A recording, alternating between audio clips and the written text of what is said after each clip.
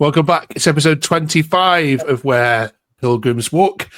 And this week, our topic of conversation is a big one. Have the board and fans already accepted relegation? This is, of course, following the disappointing result to QPR. We're recording this before Burnley.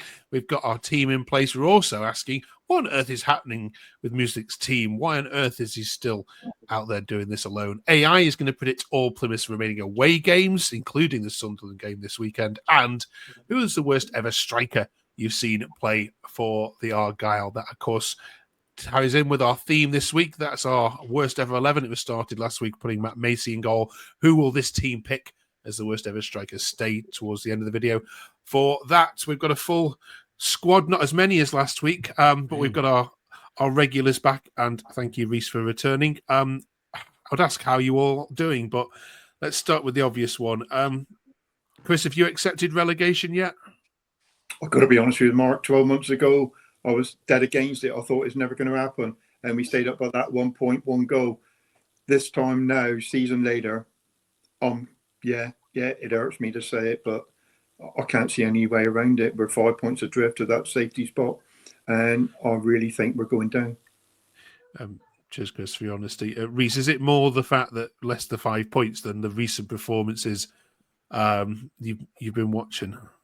I think it's an accumulation of everything, isn't it? It's the squad, it's the injuries, it's the sheer lack of points, and to us, our goal difference as well ain't gonna help us, is it? So yeah, and it seems like we're having a bit of a clear out of all the staff and the backroom staff, and just starting the League One rebuild already.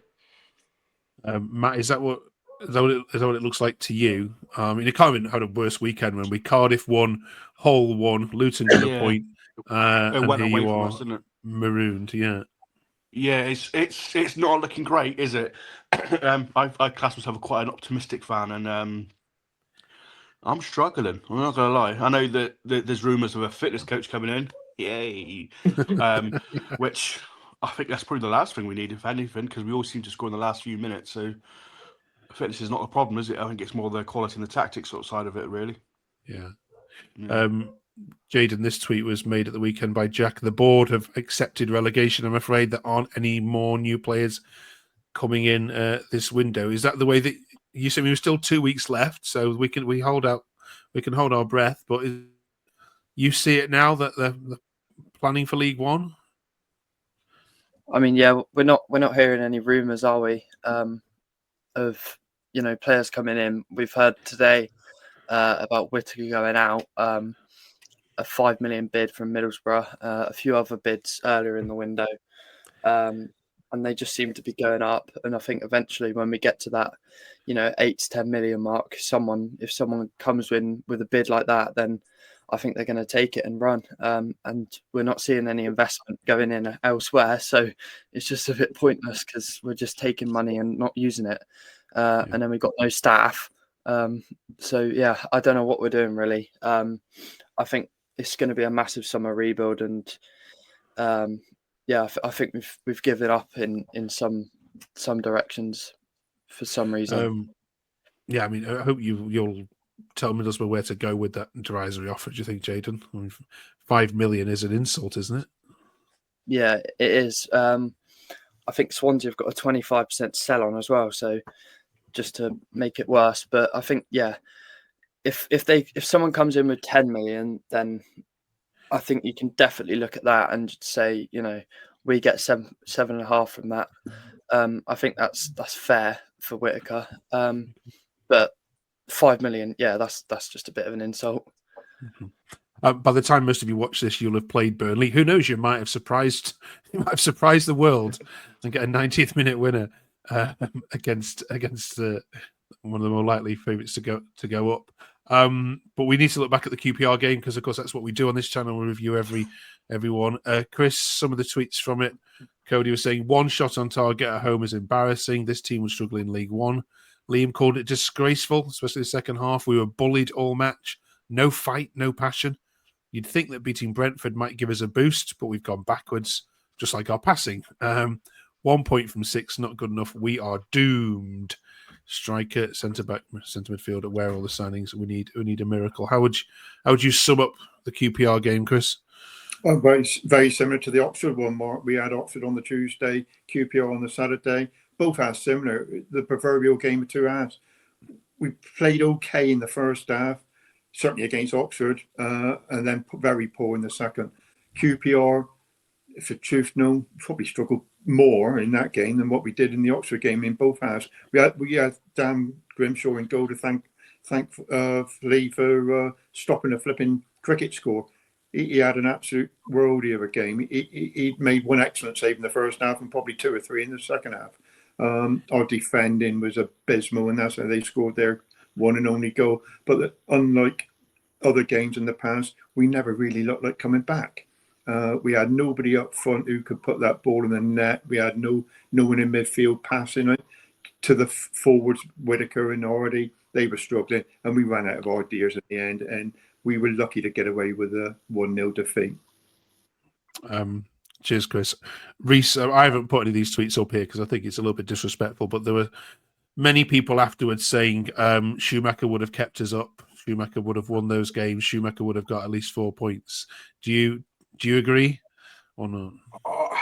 I don't necessarily agree entirely. I think anyone with this squad and the lack of numbers. I mean, Saturday Music had 2 defenders to choose from, which they say pick yourself in, and 2 forwards, but one that's not available to play, even though he's not injured. Whatever's going on there with Ubafemi. It's pretty bleak, and I think for any manager, I think it's a case of is he the right man for next season to rebuild, and is he got money this January to? Who knows what's going on? Do you feel sorry for him, Matt? Music. Mm-hmm. Yeah, very much so. Yeah, and he's kind of almost got the ghost of Christmas past hanging over his shoulder in Schumacher, isn't he? So it's I don't see the obsession. Everyone wants Schumacher back. We need to get over him. He's not back. We've got Music. We need to get behind him, and start getting some points really, because this is getting a bit bad now. I don't think the owners helped with his interview over the weekend about Schumacher. His comments about Schumacher. No, absolutely not. It's just crazy that interview. Yeah. Have you got the players, Matt, to play the system that he clearly wants to play? I don't know what his system is, if I'm honest. I mean, there's talk of he wants a high press, he wants a big man up front. Yeah. Okay, we got Tajani, which I can't remember what he looks like, to be fair. We haven't seen him. He's on loan, isn't he? And he's been injured all that time. But apart from him, no, not really. He's got to look at it, other tactics till then, isn't he, really?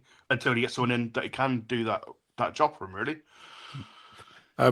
He's been hampered a little bit, Jaden, by the fact that his backroom staff or any backroom staff are there to help him. Carl, who's a friend of the show, hello. Carl says, set up to fail.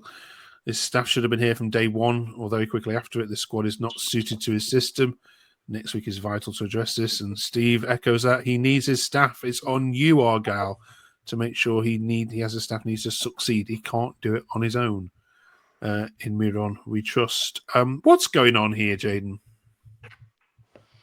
I don't think anyone has a clue. I don't know why you would bring in a manager without bringing in his staff, but I don't know how any manager's supposed to succeed without his tools. Do you know what I mean? Like how are you supposed to succeed without anyone sort of helping you and directing the players other than yourself? Because that's just a bit ridiculous, isn't it? Yeah. Chris, what's your take on this bizarre circumstance that you find yourself in? It is bizarre, Mark. But in the first instance, we've got Joe Edwards and Kevin Nankivell who did the job temporarily. And if we had suddenly jettisoned those pair for new people that Muslik was going to bring in, I think that would have upset many people as well. So he was on a bit of a no-win scenario there. And Joe Edwards and Kevin Nankivell have stayed on to help Muslik. So we can't really turn around and say we haven't got the experience, we haven't got the people behind him at the moment because they've been there, done it. But I'm very surprised that he's held a presentation and interview with our present board and said, it's just me coming here and I haven't got anyone to bring in. Who does that, you know? Even Rudy brought people in.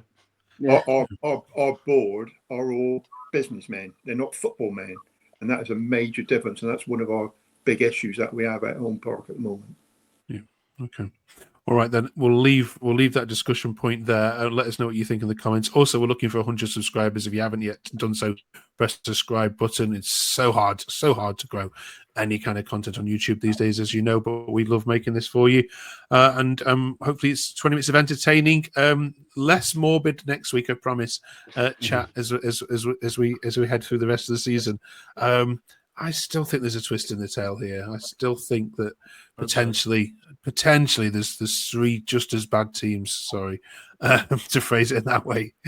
As yourselves, Derby and Luton, I don't think are very good at all. And if Cardiff can be as inconsistent as they have been, there's a chance. But it starts with winning games, doesn't it? Not this week though. Burnley and Sunderland up next. Right off this week, you probably might have said. However, having said that, last time Reece that you played Sunderland, it turned out all right, didn't you? Joe Edwards, 93rd minute. Surprised a lot of people, bust a lot of coupons. Any chance of going to the Stadium of Light this weekend and doing something similar? With our away form, no. But I think, as I said last week, it'd be the most Argyle result going if we went there and beat them. And you can't rule us out. And the squad, as much as it's weak as it is at the moment, there is good players in there. There's players that have got a moment of magic with and Al-Haj and Beidou. We haven't seen it yet, but if he settles, and there's players there that can do damage to teams, and you just hope that maybe something happens, but it's looking unlikely, isn't it? Somebody suggested, Matt, that they might be feeling the pressure at home park a little bit. Some of the players, the expectation, and that playing away from home like you did at Brentford might be good for them. You never know. You never know. This is a crazy old season, and we've seen some things. I mean, like beating Sunderland at home. We've gone to Brentford and won. Who knows? But I don't know. The last few times it's felt really flat at home park, which is very, very rare for home park. It's usually bouncing, but it's felt really flat and almost resigned to League One, unfortunately. All right. Well done. Anybody travelling to Sunderland this weekend? Hats off to you, Chris. Longest journeys in footballing away days. Chris, you'll be flying there, we believe. Is that right, to Newcastle? Yeah, flying on the seat of my pants. It's a good old jaunt in Newcastle. It's a lovely place to go, and it's an easy trip from there to Sunderland on the metro. So, and I enjoyed doing it last season. We lost 4-1 up there, I think it was last season. Probably be at least that again at the moment. It'd be, like we said, the most Argyle thing to do is to go up there and get something out of it. And doing the double against Sunderland, eh? That'd be nice.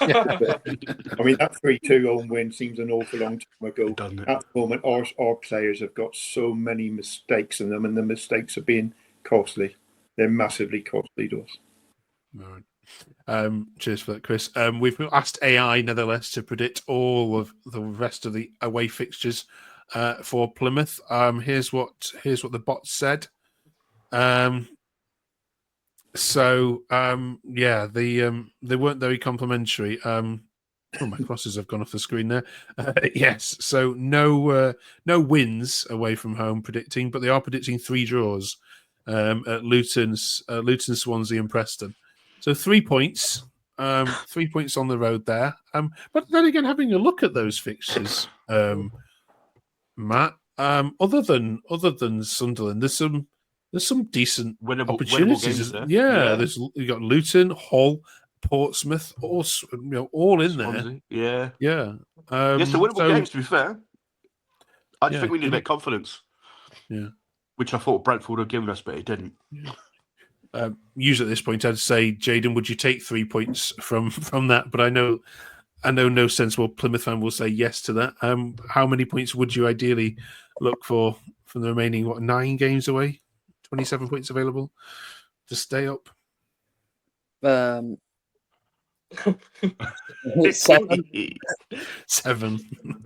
Okay. I think, to be fair, Mark, we got to hit absolute playoff form to get anywhere near staying up with our away performances at the moment. To get the points we need on board is going to be literally playoff scenario. We want to be aiming for it almost like a promotion side with their points away, and that's not that at the moment. I said earlier, this transfer window is most important one in the last 5 years. And at the moment, we've only seen 2 incoming, and it's not good enough. We need at least another 3 players. Okay, fingers crossed for the final 2 weeks. Then, finally this week, we were having a bit of fun in January because it's such a rubbish month. We decided to put together the worst ever Plymouth Argyle 11, and you're not allowed to say the current one before we go there. Last week we asked the team to put their nominations for the worst ever goalkeeper, and Jada, Matt, and others put Matt Macy there, so he's gone squarely into the back. This week we're asking for your worst ever strikers that you've ever seen in an Argyle shirt. Certainly the last 20 years of the Championship era and League One. So, Reese, can you kick this off? Give us the name of someone that you thought was a complete waste of time. To pick name out of, isn't there? Really. You've got Danny Nardiello, Nadia Shifty, or whatever his name was, and I think they're probably the 2 that spring to mind straight away with them. Okay. Both on loan. Both. I think Danny Nardiello. He just started training with his parent club halfway through because we just gave up with him. I think. Seems good shouts. Matt, what about you? Slew was up there. Nathan Slew. He wasn't very good, was he? Or Nick Chadwick. We signed him, didn't we, from Everton? Remember him? Yeah. Chris was very impressed with that. Yeah. No, I was never a fan of him. No, never a fan of him. Look, he had a big pause on his back with number 11. That's one of the first games I remember. I think it was his debut. I think. He signed from Everton, didn't he? Yeah. Not successful. Just after scoring against us, didn't he, in the FA Cup, didn't he? Yeah, so we signed him. Yeah. Jaden,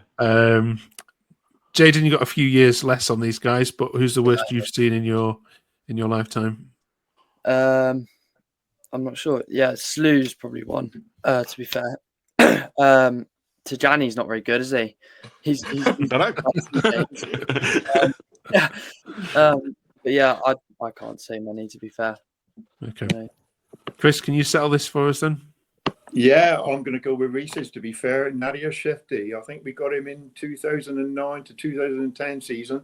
Got him in the summer from Celtic. Could have string big hopes on him. We took him on a 6-month loan. Played up until January. Played 14 games. Never scored a goal. Absolute shocking. And believe it or not, he made his way back to Celtic. How he got in there again, I don't know. But he came from them and went back to them. And for what he did down here, he might as well have stayed there. Okay. Nadia Shifty. Thank you very much. Goes in. Let us know in the comments below if there's any classic ones that they've missed, and we'll give you a shout out on here next week. And of course, next week we're going to finish off the back line and put 4 defenders in as well. So get thinking about who's the worst defenders you've ever seen in the green and white. Right, you lot, enjoy the Burnley game this week and enjoy your trip to Sunderland, Chris. And we'll see you safely back and sound next week. See you then. Thanks for joining us. Enjoy and endure. Cheers, Mark. Cheers, guys. Cheers, fellas.